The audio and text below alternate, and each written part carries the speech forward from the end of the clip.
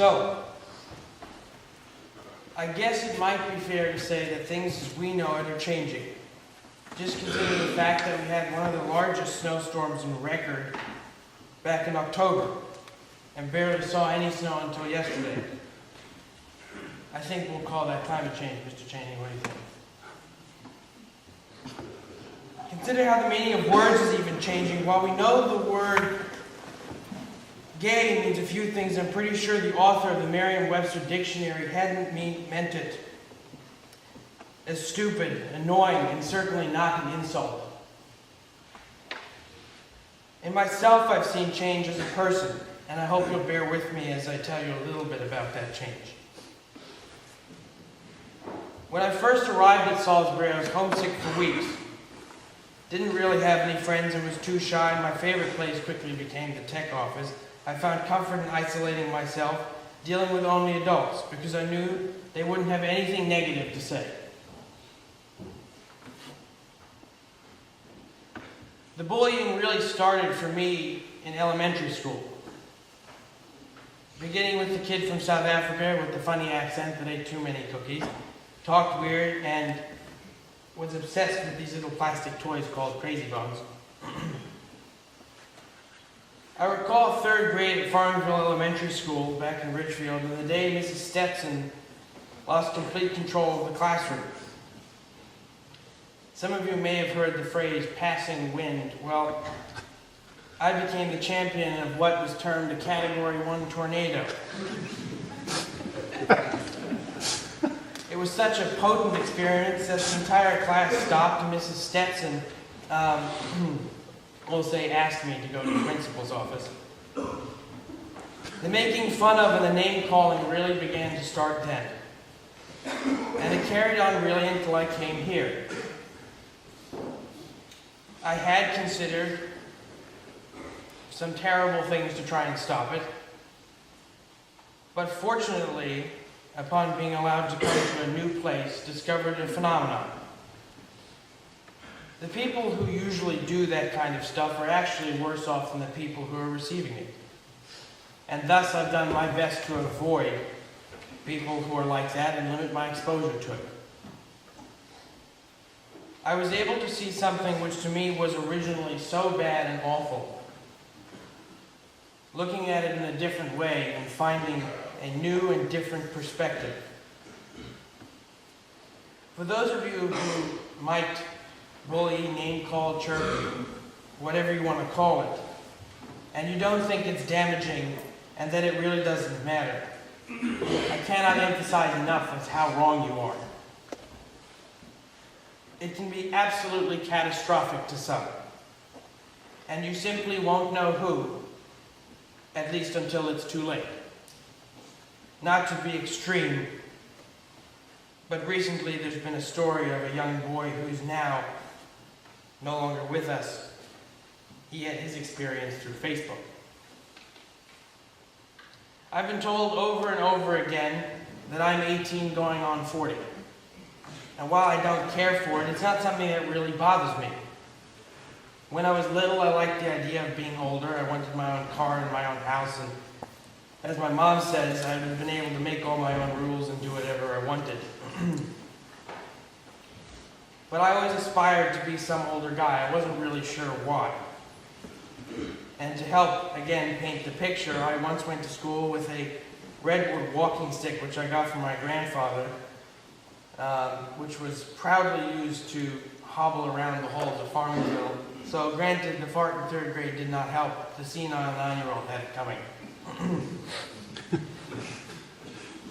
I took the bullying pretty badly at first. As I said, I considered some terrible things, but as I also said, I was opened up to this really cool concept of not conceptualizing something which is revolutionary or game-changing, but in fact just an altered perspective on things. Something which might just happen to make sense. To look like that, we have to understand a couple important principles, mainly that most arguments are two-sided. Stories and disagreements have different views, which create the conflict. Understanding those different views, both sides, allows us to analyze the perspective and make our own really educated call. Equally as important is knowing the definition and correct use of vocabulary and what is meant by a particular series of statements. A perfect example, and a controversial one for sure, is the quantitative easing, or the bailout as we all more commonly know it. Some say that it wasn't the government's place to intervene, and that companies who did not do the right thing should have been let to fail in our free market society. On the other hand, what if instead we called it a restructuring deal, and that we came out holding on to 300,000 jobs instead of losing another 2 million to the unemployment number? All of this while going on, we had outsourcing and government wartime spending were some of the other more popular topics. Really consider how the world is changing for our generation. As students, why are we told to do homework? Because for us, it's all about sports, Facebook, and girls. I think for some in that order. However, I do realize that there are some who feel that tweeting is a productive enterprise. And frankly, in my opinion, you might be doing very good by standing next to some nice green grass and letting me know how it's growing. You can ask Tuccio or Mazika, but with Twitter, it seems that following is being a good thing. It's becoming a good thing. And we also seem to have a few new words for talking. Tweeting, texting, posting, and inboxing. And consider Facebook is the only place where talking to a wall is appropriate. The perspective on climate change is an issue as well that grows only more complex. I've even heard adults say that climate change is not a problem for their generation and that they're going to let us take care of it. We cannot be a generation like that. I don't think we will, but I know it won't be easy. It's perhaps one of the most opinion-riddled challenges the world has and will ever know. It's going to require tremendous collaboration, working through compromise, therefore understanding a different perspective is crucial. I'm going to go back to the bullying thing quickly. I try to do my best, really, to help others. Realize sometimes that it's instinctual stuff that put people in positions to put down others. And no, to not really take much of it personally, as much as we may want to. I find myself today using my history and all of those events as an asset and a tool to me to keep pushing forward. I cannot and try not to live with regrets or grudges. Dwelling on the past does nothing but stall moving forward. I do my best to learn from mistakes, move on, and keep them in that arsenal of experiences to draw on one day when the time comes. I feel that way I can continue to grow as a young adult. We will be one of the greatest generations of entrepreneurs, world-class ethical leaders, and community-focused business people. Brilliantly, our teachers and parents and role models have inspired some of us to really change the world.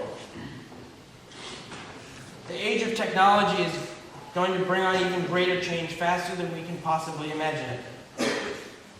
In fact, if I told you that our kids will find so many of their values and morals coming from high-tech mediums, that parental involvement might be valued right up until they can spell, type, and click.